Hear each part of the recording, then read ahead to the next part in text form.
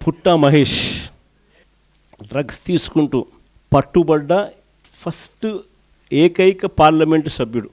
అది ఇక్కడితో మొదలుగాల, అది చంద్రబాబు నాయుడు గారి ఆయన అనుసరించే వైఖరి నుంచి మొదలవుంది. రైల్వే కోడూరు ఎమ్మెల్యే ఆరవ శ్రీధర్ అత్యాచారం చేశారని, ఆపై మోసం చేశారని బాధితురాలు నేరుగా స్వయంగా చంద్రబాబు నాయుడు గారికి ఫిర్యాదు చేస్తే ఈయన ఏం చేశాడు?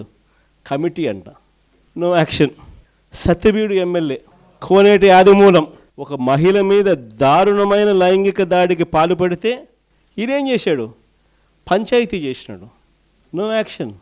కేజీబీవీ మహిళా ప్రిన్సిపల్ మీద వేధింపులకు పాల్పడ్డ ఆముదాల వలస టీడీపీ ఎమ్మెల్యే కూనా రవికుమార్ మీద ఏం యాక్షన్ తీసుకున్నాడు? No action. మహిళలకు అశ్లీలంగా వీడియో కాల్స్ చేసిన గుంటూరు ఈస్ట్ ఎమ్మెల్యే నజీర్ అహ్మద్ మీద ఏం యాక్షన్ తీసుకున్నాడు?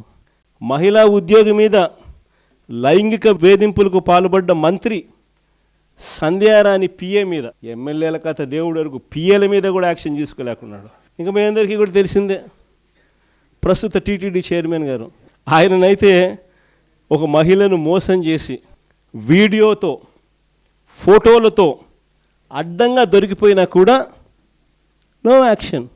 ఆదినారాయణ రెడ్డి కొడుకు ఇదే డ్రగ్స్ తీసుకుంటూ తాను కూడా హైదరాబాద్లో పట్టుబడితే ఏం జరిగింది? No action.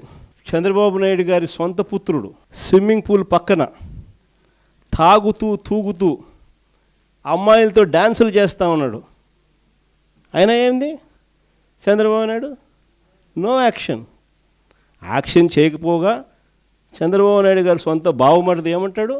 అమ్మాయి కనిపిస్తే ముద్దైనా పెట్టాలంట, కడుపన్నా చేయాలంట. అసలు అలాంటి మాటలు మాట్లాడాడంటే లాగి చంపకేదో పీకాల్సింది పోయి హహహ నవ్వుతారు.